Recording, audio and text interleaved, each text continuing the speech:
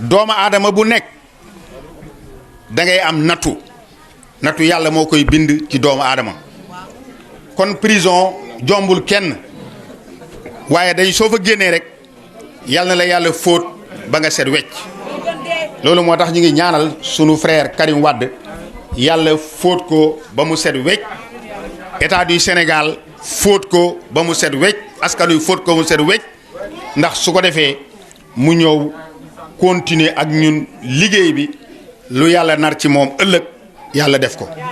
kon loolu laa ci bëggoon a wax. di leen gërëm yan mooy nouvelle am depuis mu génn ak léegi ndax yéen a ngi jokkoo ak moom. ñi ngi jokkoo ak moom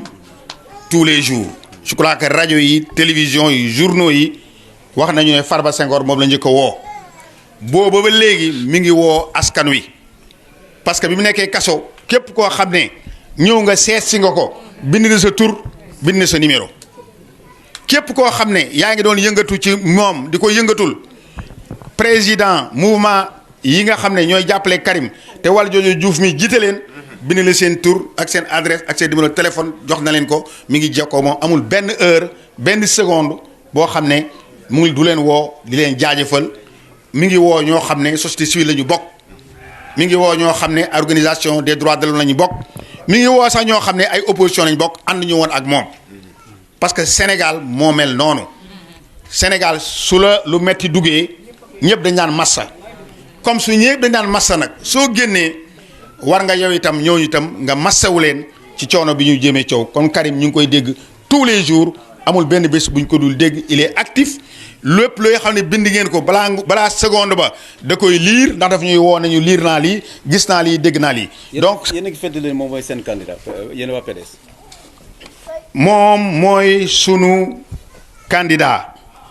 moom bu démb bu tey ak bu suba dama leen bu seen xel natable ne Karim Wade du rester sunu candidat fa tiitaangee ëppoon mooy bi mu nekkee ci kaso kenn xamul ndax day génn wala du génn Nelson Mandela def na 20 fukki at ak juróom-ñaar ci biir prison Nelson Mandela moo négocié ak Pité Botha ci biir kaso bi génnu kasoom mu génn kasoom négocié ak ñoom de Klerk ba éradiquer jëlee fi li apartheid ba taxawal nguur gu bees ba jiite nguur googu xanaa 20 fukki at ak juróom-ñaar ci ñoo xam ne dañuy boddante xeet bugguñu askan wi ñooñu soo ca mënee génn yor réew ma nga xam ne yàlla mën na lu nekk kon Karim Wade su ko yàlla tuddee ci moom ne day jiite réew mi ëllëg dara mënu koo téye. jàpp ngeen ba léegi yéen moom deful dara kon est-ce que jotul ngeen laaj indemnisation comme deful dara. Karim Wade benn deful dara ndax ci yoonu Sénégal su ma yeboo ne ci yoonu àdduna bi yépp ndax juridiction d'exception boo xam ne dafay àtte mbirum enrichissement illicite Sénégal rek la am kon tëjeewuñ ko détournement amul kenn ku mas a wax ne am na benn rapport d'inspection rapport Cour des comptes wala rapport inspecteur d'État yi boo xam ne nee na Karim jël na benn 15 amul kenn ku mas a wax ne Karim dañ ko jàpp pour corruption amul kenn ku ne dañ ko jàpp pour weexalaat blanchiment d'argent amul kenn ku ne dañ ko jàpp pour ndeyu sàcc recel donc loolu amul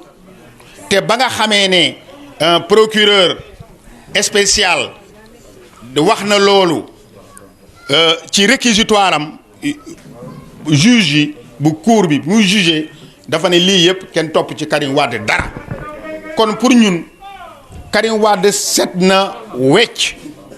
te juridiction bi ko jugé wax naa déjà amul fenn ensuite ñëpp ci Sénégal ak ci monde bi nee nañ niñ ko àttee baaxul ndax loolu dégg ngeen avis bi nga xam ne Organisation des Nations Unies wax na ko dégg ngeen également li nga xam ne ñi nekk bitim réew ak waa CEDEAO liñ ci seen cour bi wax kon Karim set na wecc li ñuy wax kay mooy nañu ko blanchir ba mu set wecc nañu ko indemniser faj ko ay àqam daal di koy bàyyi mu demaat liggéey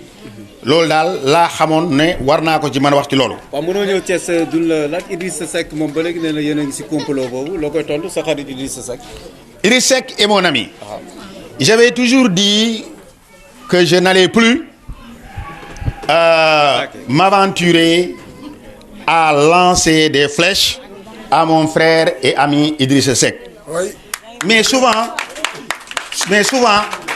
Idrissa dafay dem ba dafay ëppal ba doo mën a muñ sax pour tontu ko parce que vraiment jaaxle naa Karim Wade dugg biir kaso muy wax ne na Karim Wade génn ndax li nga ko jàppee du yoon mu ne dem na international libéral ñaanal fa Karim mu génn mais Karim génn rek mu tëlbati donc vraiment loolu dafa nekk loo xam ne alors daf ma jaaxle kon kay moom dafa mel ni buggutoon Karim Wade génn mais je vais vous dire une chose l'objectif d'Idriss Seck est de créer une bipolarisation politique au Sénégal c'est-à-dire mettre dans un sac le président Macky Sall ses alliés Karim Wade le PDS et leurs alliés et de l'autre côté Idrissa Seck qui leur fait face parce que loolu ci Abdoulaye Wade la ko jàngee parce que entre 1990 surtout ak 2000 Abdoulaye dafa daan théoriser la bipolarisation pour que d'un côté Abdou Diouf de l'autre côté alors Abdoulaye Wade donc théorie yooyu nag moom la Idriss Seck bëgg a appliquer bëgg na diaboliser Karim Wade wax ko lu rëy lu ñaaw loo xam ne su ko Sénégalais yi déggee rek dañ naan kii dañ ko bàyyi fekk na sax xaj na du lu nekk ci xolam la du lu mu bëgg a wax mais dafa yaakaar ne day créer la bipolarisation mais il n'y aura jamais de bipolarisation parce que les Sénégalais connaissent assez Idrissa Seck le président du Rewmi et connaissent également l'évolution politique de notre pays qui actuellement a mis en évidence qu'il n'y a aucun doute que l'opposition est incarnée par la ligne Abdoulaye Wade, Karim Wade, le PDS et leurs alliés. Et de l'autre côté, il y a le président Macky Sall et ses alliés de Ben Bokk Yakaar. Donc Idriss Seck day buuxante pour en place mais mbir mi raw na ko. alors suy wax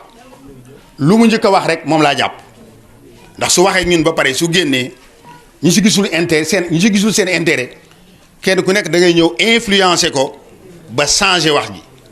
gis nga CREI jour bi ñu ma njëkk a wooyee man lañ njëkk a woo président daf ñu woo ñëw mu ne su ngeen demee ngeen tontu lu leen ci fekk ëllëg yéen la yéen a nga xam ne état muy police muy ñi def corps de contrôle ku ñu bëgg a jàpp dañ lay jàpp donc bàyyi leen ñoom ñu wax liñ leen toppee mais n'acceptez jamais l'inquisition mooy ñu ñëw leen wax leen li ngeen def pour ñu tëj leen man ma jàpp loolu bi ñu wooyee Karim ci ngoon gi gars yi dem gisee sama gars yi gisee ñëw daal ne président Abdoulaye Wade nañu changé gars yi ne dañuy wax ma leen wax leen man maay jiitu mais man du ma wax man temps comme man gëw ma CREI man du ma tontu CREI su fekkoon ne dañu envoyé ay inspection alors généraux d'État wala ñu envoyé le procureur de la République mu ñëw convoqué ma su ma laajee ma tontu ko mais comme procureur spécial gëw ma système bi mu nekk mais du ma tontu xam nga tontuwuma xam ngeen ñu bëri naan l'histoire vous a donné raison 90 questions yi jëm 100 yi ñu doon posé Karim Wade le jour du jugement ay questions la yoo xam ne moom la waxoon ci gendarme yi parce que les gendarmes là sooy demee man j'appartiens à un corps de contrôle je suis assermenté j'ai contrôlé plusieurs grandes sociétés au Sénégal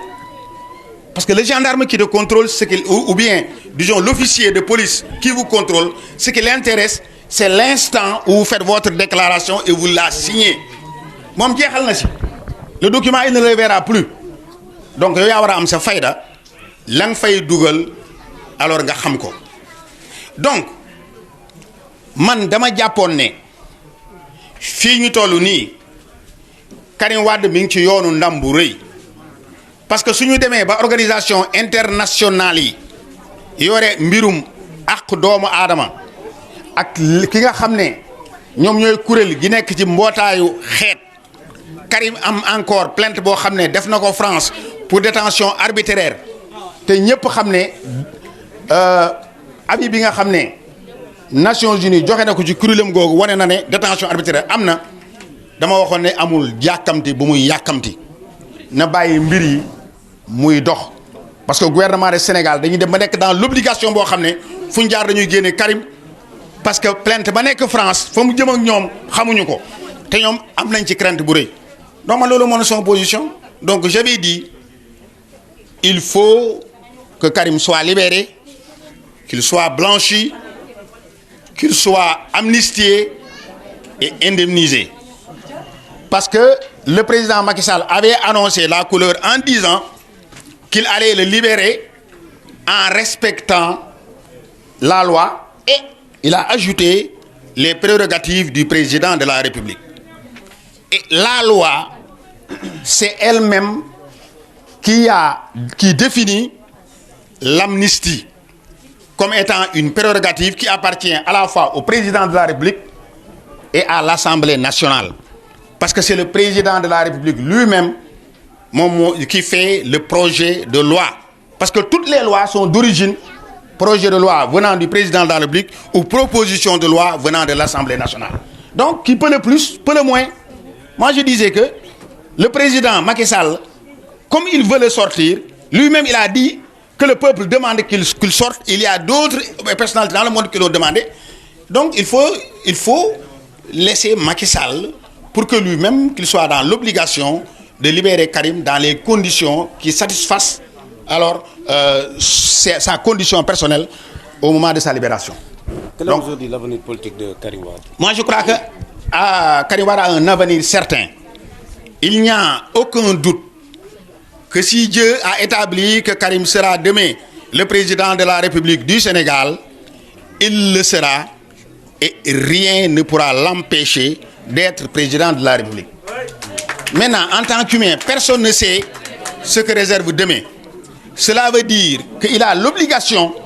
de réunir toutes les conditions pour qu'il puisse atteindre cet objectif. Donc maintenant, l'avenir de Karim est entre ses propres mains. Sa lucidité, sa capacité de discernement, sa capacité d'organiser ceux qui sont avec lui dans le cadre de ses mouvements